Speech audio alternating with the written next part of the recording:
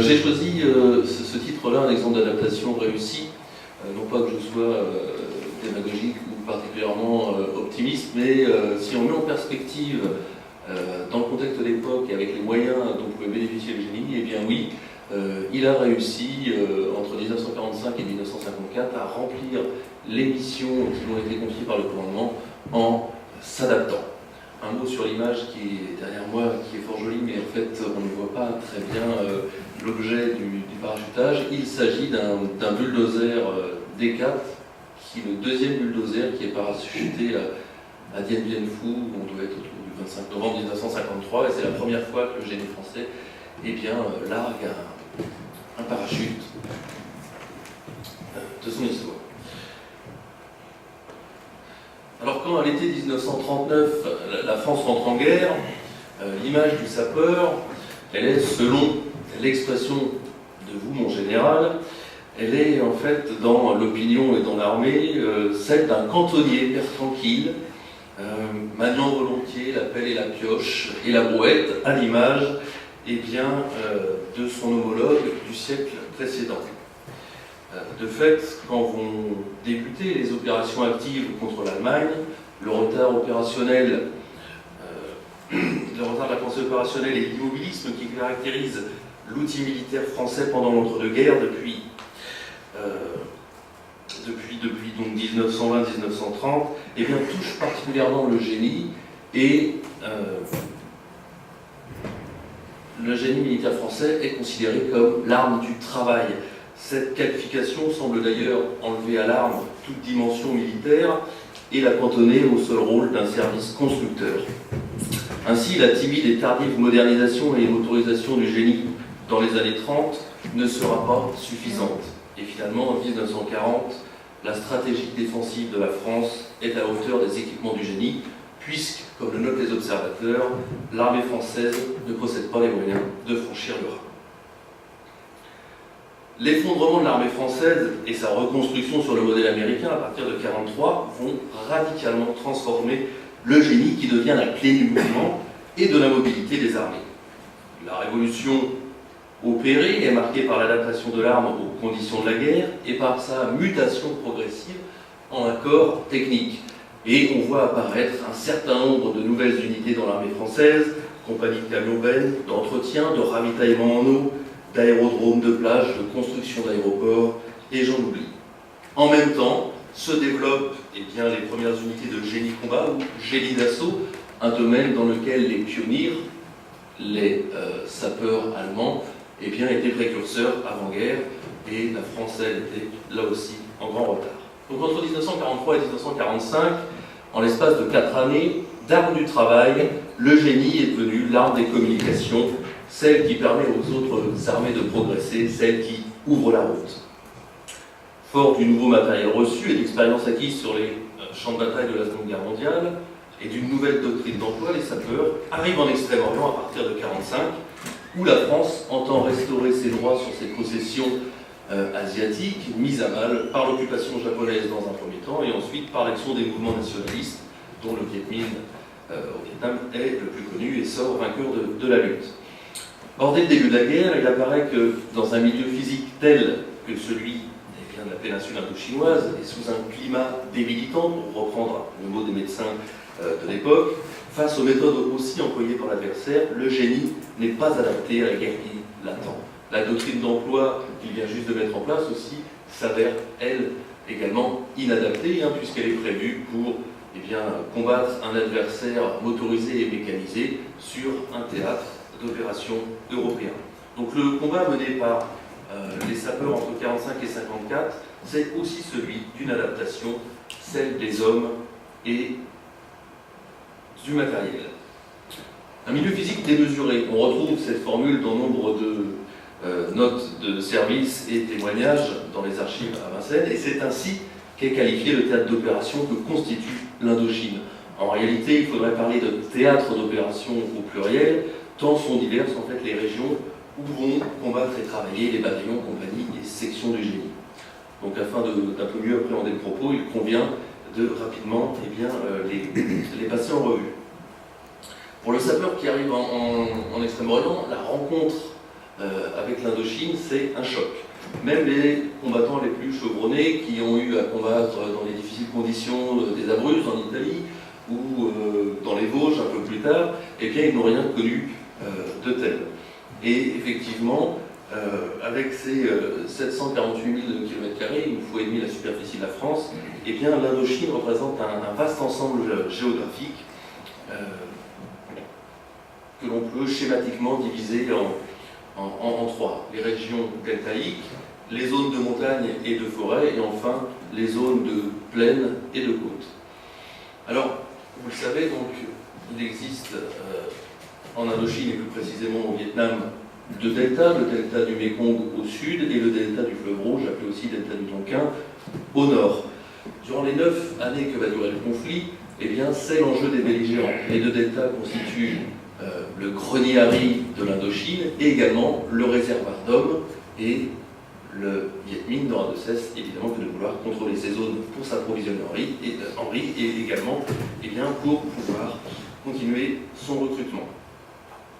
C'est dans le delta donc, que se concentre l'essentiel de la population de l'Indochine en général et du Vietnam en particulier. Pour le sapeur, les deltas constituent une zone de guerre très contraignante. La qualité du sol, en fait, est principalement faite par des alluvions lumineuses qui peuvent atteindre par endroits jusqu'à 100 mètres de profondeur, et donc ces sols sont d'une grande inconsistance. Alors cette friabilité des sols va poser tout au long du conflit de graves problèmes aux sapeurs dans la réalisation de leur mission principale, qui est le rétablissement des itinéraires. Or, le réseau routier et donc le réseau de manœuvre pour les militaires est principalement situé dans les deltas. La vitesse de détérioration que subissent les chaussées sont, note un officier, hors de comparaison avec celle de nos routes nationales. Ce qui fait que pendant toute la guerre, eh bien, cette mission de rétablissement des itinéraires va imposer des servitudes très lourdes aux compagnies du génie, et pour les cadres sapeurs, eh bien, ça sera un travail décisif sans cesse renouvelé. La route indo-chinoise étant incompatible avec un trafic lourd et prolongé tel que va créer les véhicules du corps expéditionnaire. Les régions de montagne, qui sont principalement situées donc, au nord du Vietnam, c'est ce qu'on appelle la haute région, au Laos également, se caractérisent bien sûr par un terrain accidenté, peu propice à l'aménagement de l'axe routier, mais se caractérise également par une végétation luxuriante dont la vitalité surprend l'Européen. Dans cette végétation, écrit le colonel Gazin, qui va être un peu le père du génie d'Extrême-Orient, puisqu'il va assurer ce commandement à deux reprises, dans cette végétation, une route abandonnée est dévorée en 12 mois et tout est à refaire. Ça sera l'exemple lors de l'opération Lotus et la réoccupation de Wabin à la fin de l'année 51, où effectivement sur les 70 km de routes qui n'ont plus été exploitées en 2 saisons, eh bien, le génie va devoir mettre en œuvre la quasi-totalité de ces unités de combat, et donc opérant par la même eh bien, le travail dans le delta. Alors, les différentes méthodes employées pour lutter contre cette végétation, pour débroussailler les axes et donc assurer la sécurité des convois pour éviter les embuscades, ne vont rien donner. On va d'abord essayer le feu. À l'hiver 48, eh bien, on va utiliser des lance-flammes allemands pour voir un petit peu quels sont les résultats. La conclusion est formelle, rapportent les officiers en charge des essais. C'est que ces appareils n'auront, pour la résolution du problème considéré, pas plus d'efficacité qu'un briquet ou qu'une allumette. De même, le désherbant va être essayé à l'été 1949, et là aussi ça va être décevant, soit que le désherbant eh bien, est sélectif, soit que les moyens d'épandage eh n'existent pas au sein du corps expéditionnaire, sans parler du prix prohibitif à l'époque. Donc finalement là-dessus, il n'y aura jamais réellement de solution. Je passe rapidement sur la troisième région, des plaines et des côtes qui existent au Cambodge, sur la côte analytique et puis un petit peu sur la frange nord du delta, car elles intéressent relativement peu le sapeur. Ce qu'il faut retenir, comme l'écrit toujours le colonel Gazin, eh bien, c'est que les obstacles rencontrés par les sapeurs en Europe paraissent risibles par rapport à ceux que les sapeurs vont rencontrer en Extrême-Orient. Et Gazin d'insister sur ce théâtre d'opération plus que sur tout autre, c'est la géographie qui commande. Alors, avant de de conclure sur cette contrainte terrain, il faut rappeler aussi que tous ces facteurs sont aggravés par le climat de la péninsule indochinoise. Le milieu physique des pays Cambodge, Laos, Vietnam qui composent l'Indochine française est dominé par l'élément liquide. L'omniprésence de l'eau fait de l'Indochine un milieu hydroterrestre. Un officier notait lors d'un exposé, un humoriste a eu l'idée de classer les pays exotiques en deux catégories, ceux où il y a trop d'eau et ceux où il n'y en a pas assez. Incontestablement, l'Indochine est des premiers. Et de fait, le sapeur qui a pu connaître des exercices de franchissement en Avignon sur le Rhône, sur la Maine ou la Loire, du côté d'Angers ou même sur le Rhin, eh bien, découvre avec stupéfaction le Mékong qui, lors de certaines crues, fait 2 km de large, ou le fleuve Rouge dont le débit peut atteindre en période de mousson 64 000 m3 à la seconde.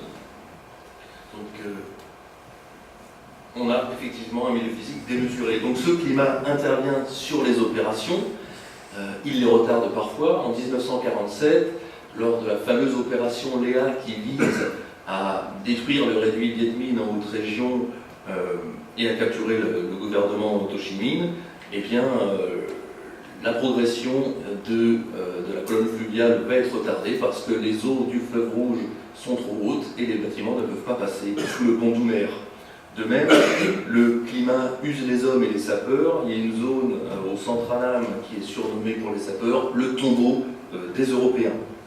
Et enfin, le climat use aussi prématurément les matériels, puisque eh bien, tout ce qui est en toile ou en bois pourrit très rapidement. Et dans le cadre des matériels lourds, eh bien, parfois le climat les immobilise. Le crachin du tonkin détrempe les sols et interdit, lors de nombreuses opérations, l'utilisation de bulldozers pendant plusieurs jours.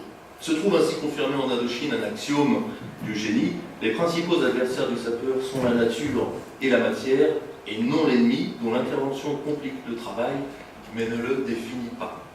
Alors cet adversaire, justement, il va faire peser son action sur les voies de communication du corps expéditionnaire, parce que c'est à partir de ces voies de communication que le corps expéditionnaire tire sa supériorité en termes de puissance de feu et en termes de mobilité. Cette mobilité doit lui permettre d'amener son outil militaire le plus rapidement que l'adversaire, mais doit aussi lui permettre d'asseoir la souveraineté française dans les régions conquises par un maillage territorial et l'édification d'un chapelet de poste chargé de surveiller, d'obtenir le renseignement et de contrôler ou protéger la population. Alors le Viet Minh et son bras armé, l'armée populaire, vont avoir, eux, comme objectif principal de diminuer ou d'interdire la liberté de circulation, la liberté de manœuvre des Français. En ce sens, la guerre d'Indochine est bien une guerre des communications. Alors pour faire écho à ce que disait le général de Frotin sur l'image du sapeur dans la Grande Guerre, en comparaison de celui du fantassin, bien là c'est pareil. Le grand public a volontiers comme image de la guerre d'Indochine la geste des parachutistes et des légionnaires sautant ou se défendant lors d'opérations très célèbres, mais effectivement, il oublie, il n'a pas connaissance de l'image du sapeur essayant inlassablement de rétablir les itinéraires. Or, en Indochine, si les itinéraires ne sont pas rétablis, Fantassin, les cavaliers et les autres restent sur la berge. De même, si les aérodromes ne sont pas construits, les avions ne volent pas. Alors, les méthodes employées par l'adversaire pour agresser les communications sont nombreuses, et tous les anciens combattants eh bien, témoignent que dans ce domaine, ils sont passés maîtres, donc destruction en zigzag, les touches de clélo sont connues, mais vous pouvez aussi avoir multiplicité d'obstruction de la chaussée, soit en créant des merlons, c'est-à-dire des mottes de terre, piégées ou non. Et à propos de pièges, bien souvent, ces destructions eh bien, sont accompagnées de pièges. Alors, on a redécouvert avec les opérations en Afghanistan et celles qui ont suivi les IED, mais c'est quelque chose qui n'est pas nouveau pour le génie. Ça s'appelait des fougasses ou toute autre sorte de piège. Et donc, à ce titre-là, il est intéressant, lorsque l'on regarde les CRFM, les comptes rendus de fin de mission des sapeurs justement d'Afghanistan, de voir un petit peu eh bien, le rétex, le retour d'expérience fait par les sapeurs à la fin de la guerre d'Indochine. Et on trouve dans tous les domaines des similitudes troublantes. Alors on le sait, l'histoire ne se répète pas, mais il y a des grands invariants. Et toutes les problématiques de rétablissement d'itinéraires, d'ouverture de routes, de sécurisation des axes, eh bien, pour les sapeurs qui sont intéressés, vous pouvez le retrouver dans ce qu'on a appelé les enseignements de la guerre d'Indochine, et donc qui est un retour d'expérience édité en 1955 et que le service historique de la défense eh bien, a publié. Alors le Viet Minh eh bien, se sert de ce climat pour détériorer encore davantage les routes, en période de pluie notamment, grâce à la main-d'œuvre locale recrutée souvent de force. Eh bien, il agrandit la friabilité des sols et, comme le rapporte un officier, par capillarité, l'eau remonte et en quelques jours, eh bien, la chaussée a disparu. Autre objectif de choix pour entraver les communications françaises, eh bien, ce sont les ouvrages d'art qui se comptent par milliers en Indochine, qui sont d'une taille qui va de quelques mètres à plusieurs centaines de mètres pour les plus importants. Et là aussi, les techniques de pont sont nombreuses. Lorsque le tablier est en bois, on y met feu, on détruit les culées, on essaye de faire sauter les piles des ponts aussi. Alors là-dessus, le Viet Minh se montre très ingénieux. Il laisse dériver des charges explosives sur des bambous. Les archives sont pleines aussi de ces croquis. Ce qu'il est intéressant de noter toujours en termes de retour d'expérience, c'est qu'en Indochine, le rétex est boucle courte, c'est-à-dire qu'il se fait dans un temps et dans un espace relativement restreint. Et c'est ainsi que certains pièges, certains procédés nouveaux découverts au nord, eh bien, l'information est transmise au commandement du génie au sud et dans les différents territoires, ce qui permet d'avoir des catalogues en fait, sur l'ingéniosité des lignes pièges de l'adversaire. Là c'est pareil, c'est un travail sans cesse renouvelé puisque évidemment le Viet Minh attaque à chaque fois et essaye de détruire les mêmes ouvrages d'art. En 1952 notamment, il va lancer une véritable campagne des ponts qui va porter un coup très dur au génie puisque la peinture à peine fraîche de certains ouvrages d'art, eh bien il va falloir recommencer le travail. Alors, face à ce milieu physique particulier et un adversaire qui pratique une forme de guerre déconcertante, certes, le corps de bataille Viet Minh existe et il va s'empoigner avec les bataillons français au nord, mais il y aura la guérilla va perdurer pendant toute la guerre et ça sera l'un des problèmes principaux des Français. Donc face à cette forme de guerre, eh bien, le corps expéditionnaire va devoir faire face avec des moyens limités. Le général de Fretin parlait effectivement du problème des effectifs du génie, ça a toujours été le cas, mais c'est encore aggravé en Indochine. C'est vraiment le mal endémique du corps expéditionnaire en général et des sapeurs en particulier. Lorsqu'il arrive en Indochine, à la fin de 1945, on a environ 3,3% de sapeurs sur un effectif d'environ 30 000 combattants. Or, tous les spécialistes le disent, et puis le reprendront dans multiples notes de service tout au long de la guerre, pour faire face aux difficultés et des caractéristiques géographiques du pays, il en eût fallu 12 à 14%, comme le prévoient d'ailleurs les règlements des autres armées étrangères. Évidemment, en écrivant ça, les officiers ont en tête l'emploi des sapeurs par les Américains ou les Britanniques pendant la Seconde Guerre mondiale sur des terrains d'opération similaires où effectivement il n'était pas rare d'avoir 14-15% de sapeurs sur un champ de bataille. Alors, moyens humains limités certes, mais matériel également inadapté. Ce qui avait été si utile sur les champs de bataille de 43-45, le bulldozer, la niveleuse, etc., eh bien, on va s'apercevoir que c'est inadapté et trop lourd notamment pour le réseau routier.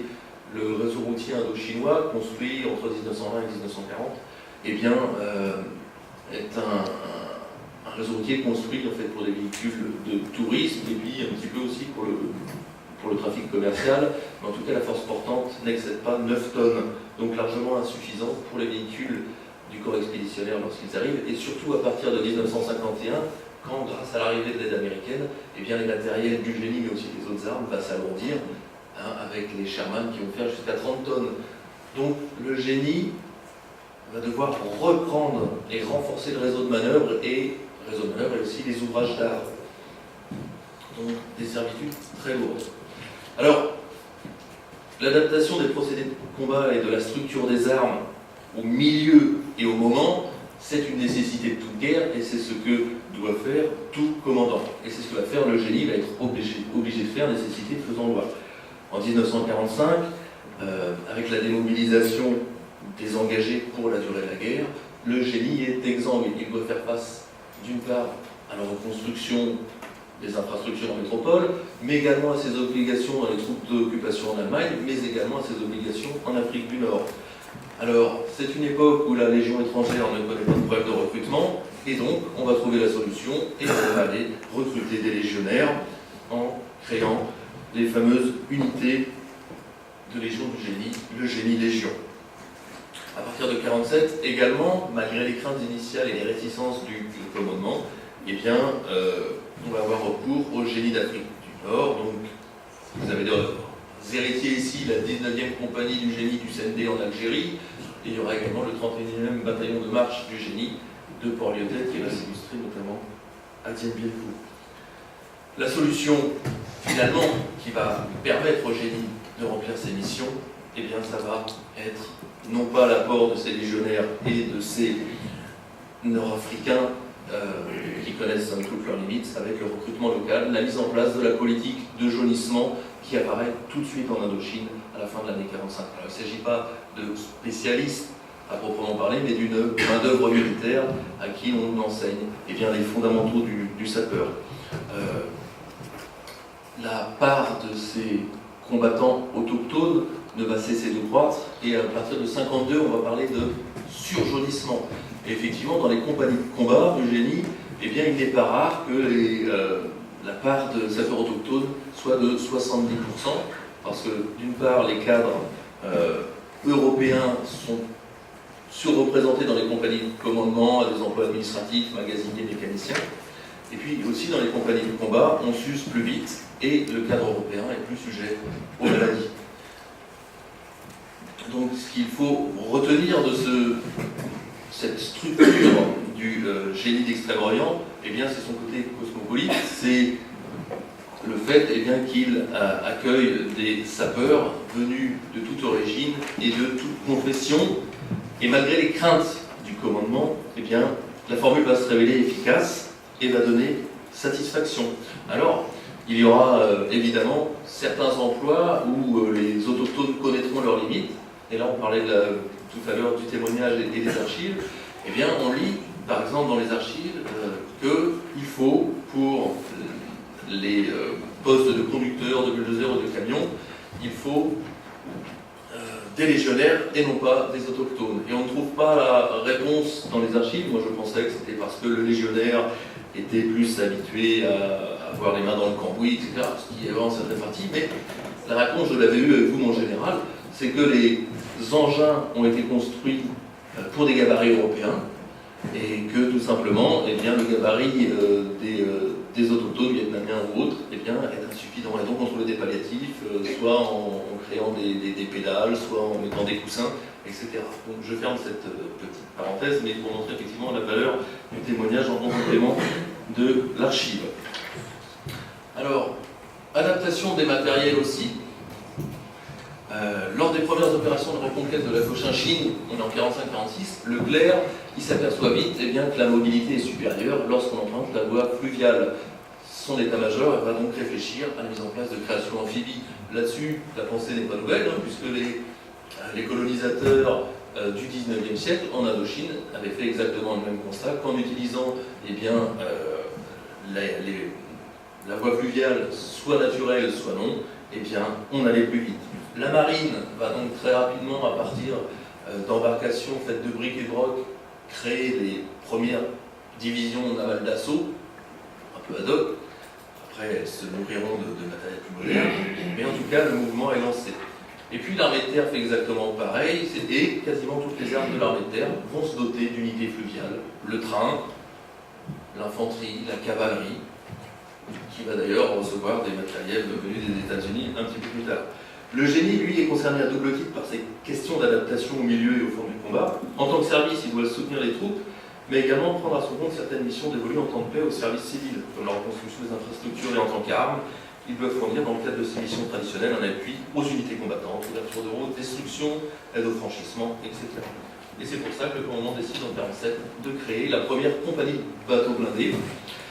Alors c'est une compagnie de génie légion, parce que son personnel justement était recruté pour sa connaissance.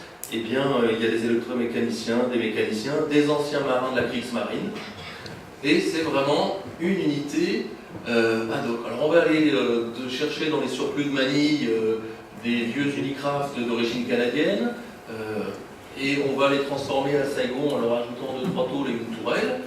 On va également de toutes pièces fabriquer des pinasses blindées, là aussi.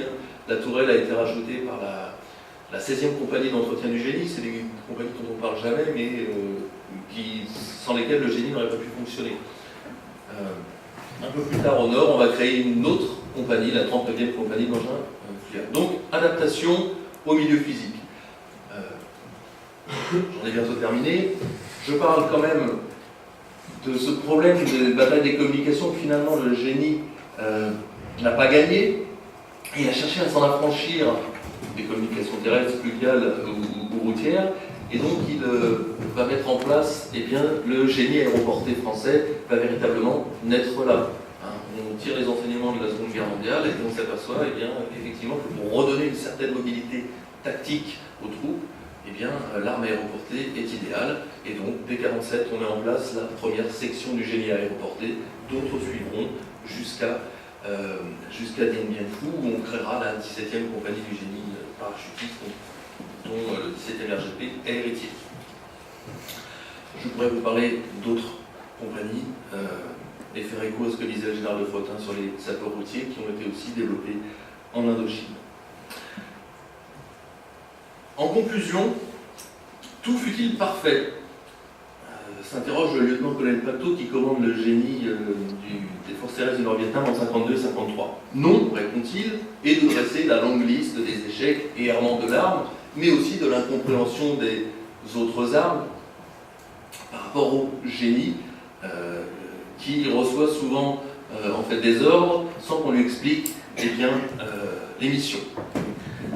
Malgré ces faibles effectifs et un emploi parfois inadapté, tout comme des matériels trop lourds, finalement, grâce à cet effort d'adaptation tant humain que matériel, le génie va réussir à remplir l'essentiel des missions que va lui confier le commandement. Au sortir du conflit indo-chinois, l'arme a acquis une richesse nouvelle et qui profite sans doute, dans une certaine mesure, largement plus au génie contemporain, actuel tel qu'on le voit en opération, que la doctrine d'emploi mise en place lors de la guerre froide pour lutter contre un adversaire lourd, déboulant du pacte de Varsovie. Voilà, je vous remercie.